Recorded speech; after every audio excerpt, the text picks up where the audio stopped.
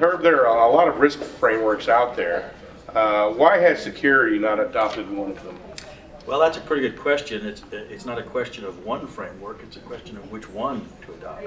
There's a wide variety of frameworks, and I think the real challenge that we have is each organization has to pick the one that can add value to it, unless, of course, it's been trumped by some form of law or regulation that requires that they adopt a framework.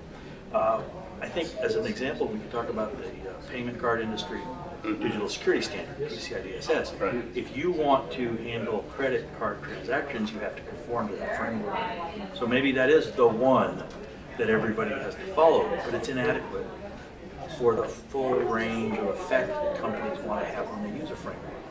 So each framework that's out there today, you can take your pick, ranging from the ISO IEC 27000 series to the various risk management frameworks to those companies that prefer to use the Department of Commerce kind of standards.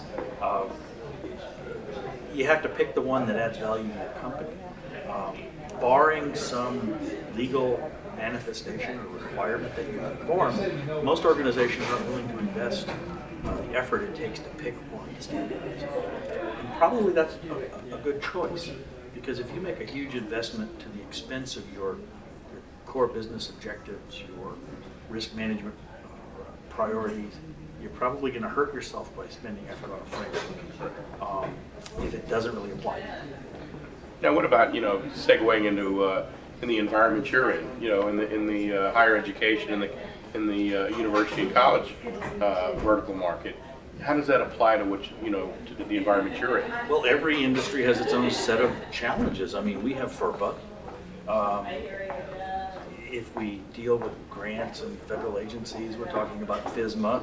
If we have statewide requirements that might point to or adopt different laws or different frameworks as guidance, we have to conform to those.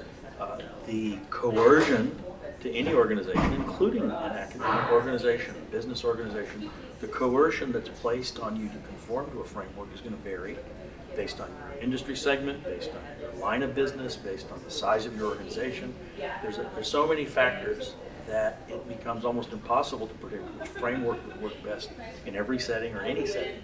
So it's incumbent on us, I think, to make sure we understand the frameworks that are in the environment where we operate, and then adopt those that add value to our process. Of course, those that we're required to conform to, we have to. But barring a requirement, I think we have to pick and choose carefully to look for frameworks that inform our process, as opposed to those that waste our attention, or even worse, waste our scarce resources, taking us in directions that don't add any value.